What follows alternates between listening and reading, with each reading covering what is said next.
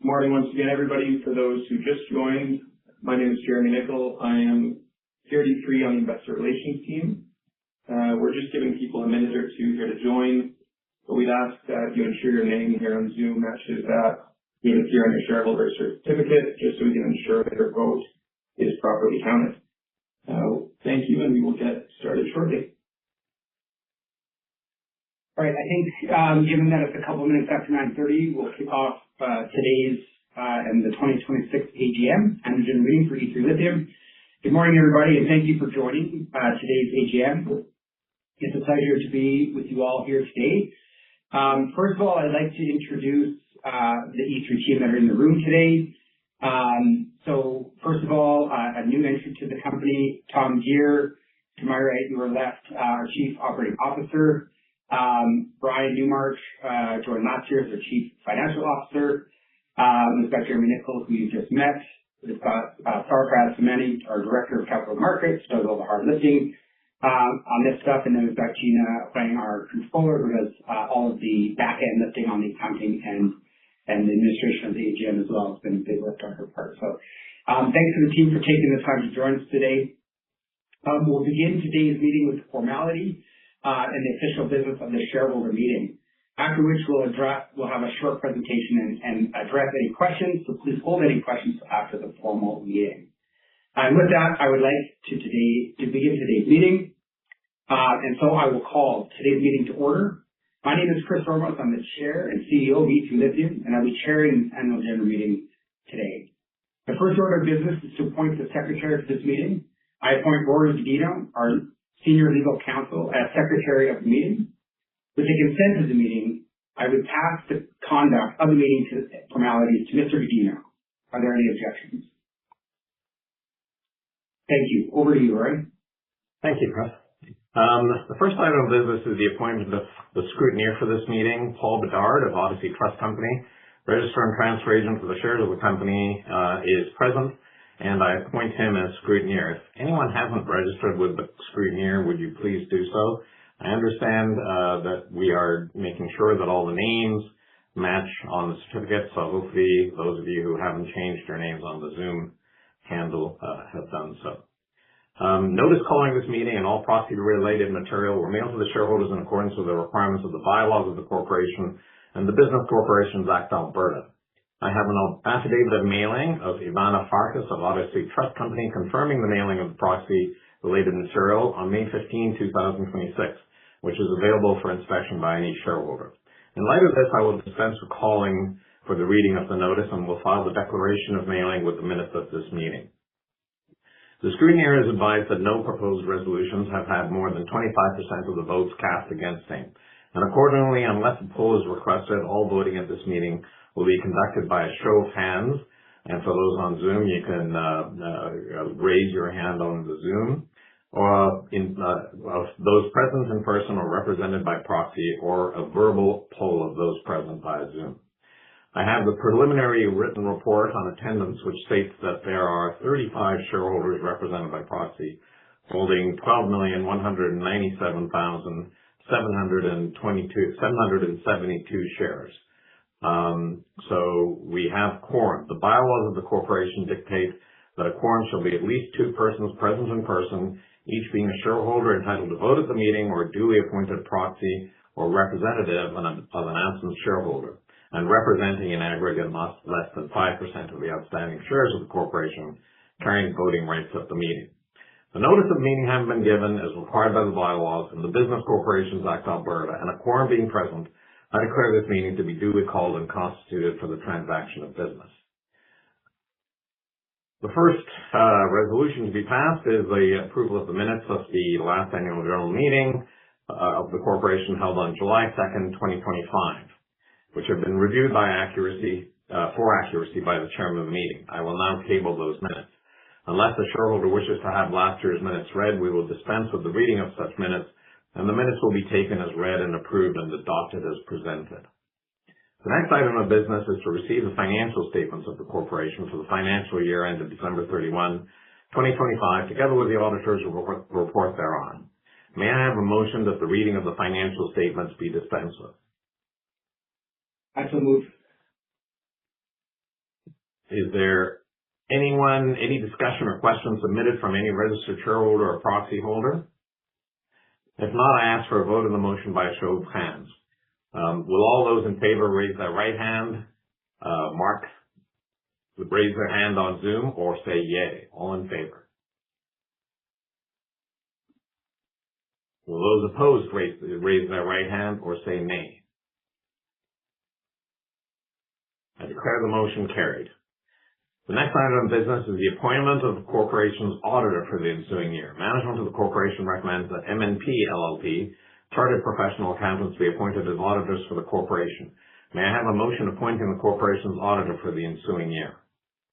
I move that MNP LLP Chartered Professional Accountants be appointed auditors of the corporation for the ensuing year, and that the directors of the corporation be authorized to fix the remuneration paid to the auditors. Thank you. Is there any discussion or questions submitted from any registered shareholder or proxy holder? If not, I will ask for a vote on the motion by a show of hands. Will all those in favor raise their right hand or say yay?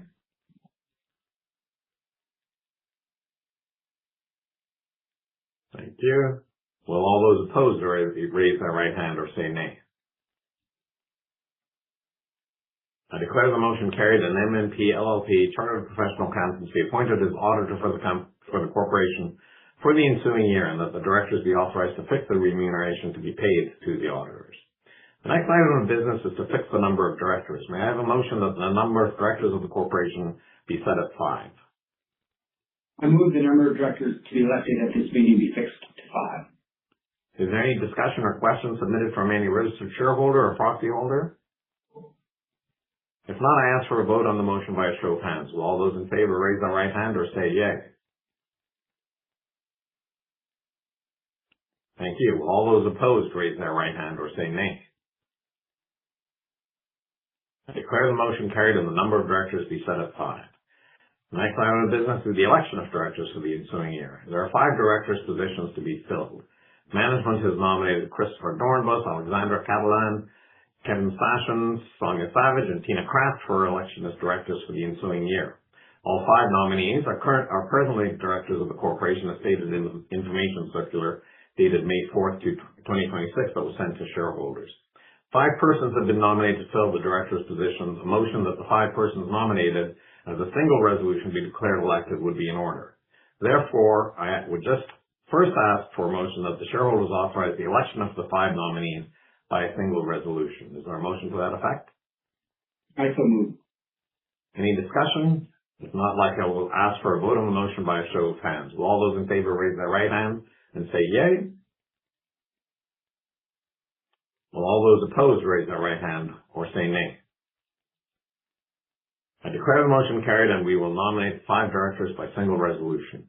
May I have a motion that Christopher Dornbus, Alexandra Catalan, Kevin Sassions, Sonia Savage, and Tina Kraft each be elected as a director for the coming year until their successors are elected or appointed in accordance with the provisions of the company's bylaws. Is there a motion to that effect? I so move. Any discussion? If not, I'll ask for a vote on the motion by a show of hands. Will all those in favor raise their right hand or say yay? Any opposed? I declare the motion carried and declare the following people elected as directors: Chris Dornbus, Alexandra Catalan, Kevin Sassions, Sonia Savage, and Tina Kraft. The next item of business is the approval of the corporation's Omnibus Equity Incentive Plan. I hereby table the approval of the Omnibus Equity Incentive Plan. A copy of the plan is attached to Appendix B to the information circular for this meeting, and the text of the full resolution is set out on page 30 of the information circular. Does anyone require me to read the resolution in full? If not, I'll entertain a motion to approve the company's Omnibus Equity Incentive Plan on the terms of the resolution set out on page 30 of the information circular. Is there a motion to that effect? I so move. Any discussion?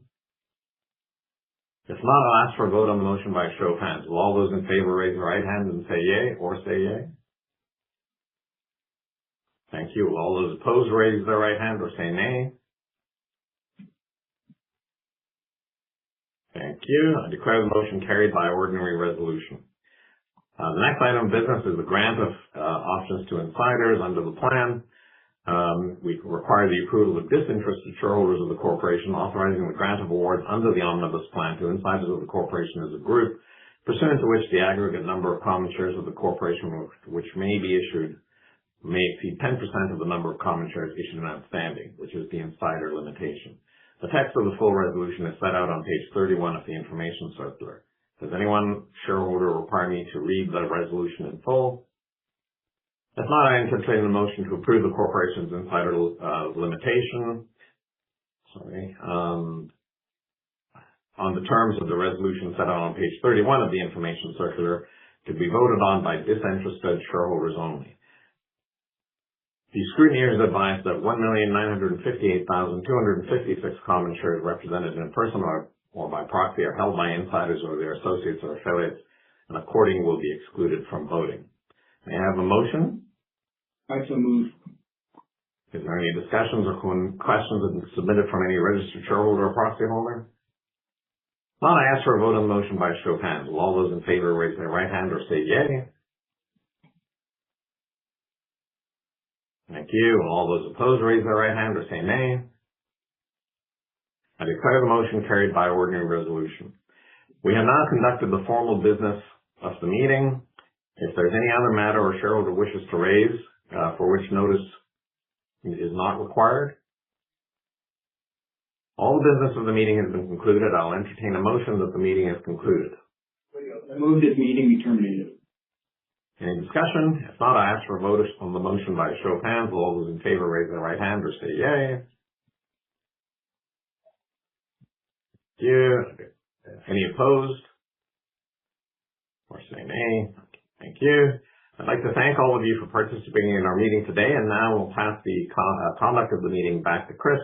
I believe he's going to give a shareholder update. Yeah. Thank you very much, Rory, for supporting us in that. Now that we've finished the formality of the meeting, I'm going to just do a quick 10, hopefully minute-ish update that on sort of a year in review and a year look forward is my plan. So, Jeremy's just going to share one particular slide with some nice pictures as I talk to sort of give some context to what we're doing. So I would say if we look back on the last 12 months at E3, a large part of what the company has been doing is gearing up for execution of what we're doing today.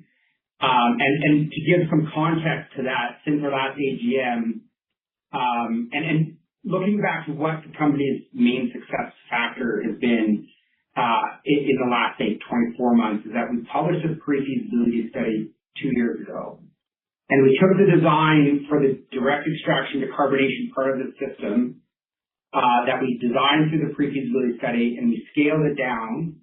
We designed it in detail in the later part of 2024, fabricated in 2025, and this time last year, so 12 months ago, that equipment showed up on site.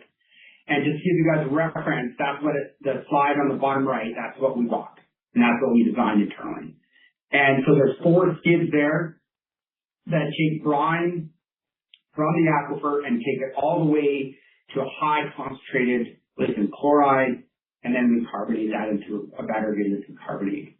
And so that equipment showed up on site in July of 2025. We put it together, we got it running in early September of 2026, and within 3 weeks we were making battery-grade lithium carbonate. And I just want to highlight to the shareholders the importance of that feature, because we took a concept and we created something tangible, and in 3 weeks that concept was producing our final product at spec. And I think what that does is it shows that the validity of the design, the robustness of the design, enabling us to get not only the product out the door, but also at spec that we can sell to customers in only 3 weeks is incredibly impressive. And a big pound on the back to the team, the engineering team at E3 and our tech dev team for that accomplishment, because it was massive. Subsequent to that, the company raised a bit of capital. Markets were tough in the fall, but we raised a bit of capital, and supporting us with this was ERA. So ERA, Emissions Reduction Alberta, financed part of this with $5 million. we went out and we drilled 2 wells. And those 2 wells were at a new location that we've never looked at before. So from a subsurface perspective, we added a couple of really good data points to the reservoir development plan. And those were finished in the spring and completed. We put a pump down them. And so now we have a new site. And if you look at the top right, that's that new site. The tent is the same. The equipment that was over at the other side, we brought all that over. The team is just finishing now reassembling these skids at the new location in the tent that you see on the top right. We also, about 3 weeks ago now, turned on a downhole pump producing at 1,400 cubic meters a day. Just to give you an idea that in the first 24 hours of operation of the pump, we moved more brine out of the aquifer than the entire history of E3 combined. Just to give you an idea of the volumes. Of course, in the history of this aquifer, we've moved way larger volumes. In fact, when this was producing oil back in the 70s, it was moving more water to produce oil than we will in our first commercial plant that we plan to build. So the volumes are well known, but from an E3 scale-up perspective, that pump went down, we turned it on, we're 1,400 cubes. The pump can deliver more, the wells can deliver more, but we set it at that rate because that's what we need to do some of the testing that we're doing. The first 3 to 4 weeks, which is in operation today, so our phase 2 demonstration facility is fully operational. What it's doing right now is a reservoir test. So we're conducting a subsurface test to see the granularity of the reservoir and how it's producing fluids through it. At surface, and if you look at the top right photo, on the left side of it, you'll see a red pipe. That is one of the wells. It's connected to the other well, which is out in the picture, and those are about 10 meters apart. So the brine comes out of one well, goes across what we call a crossover spool, and back down the other well. They're directionally drilled, so subsurface at depth of 200 meters apart. And that 200 meter gives us a lot of granularity across the different producible zones, and the reservoir team uses that to do some finite modeling that gives us some granularity for our reservoir development plan.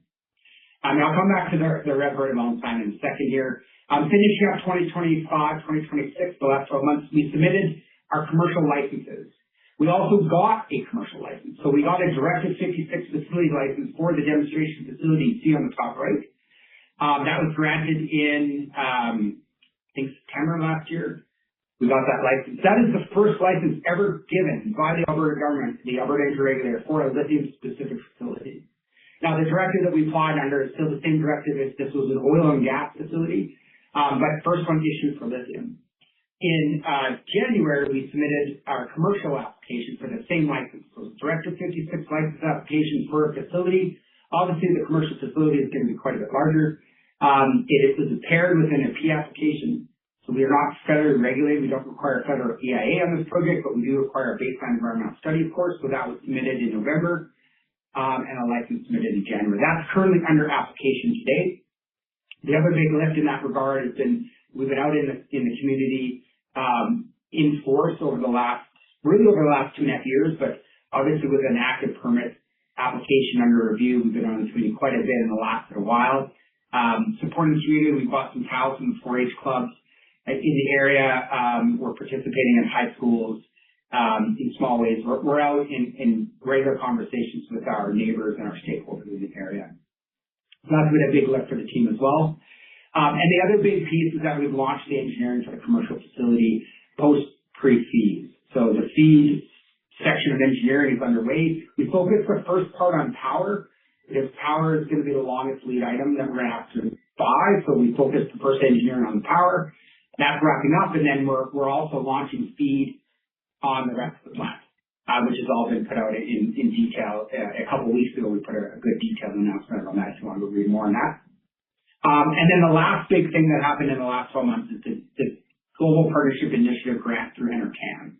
So $36 million grant funding 75% of our demonstration phase 3, which I'll talk about, our feed study, which we're working on, and 75% of all of our technical staff for the next pretty much 2 years, a little less than 2 years.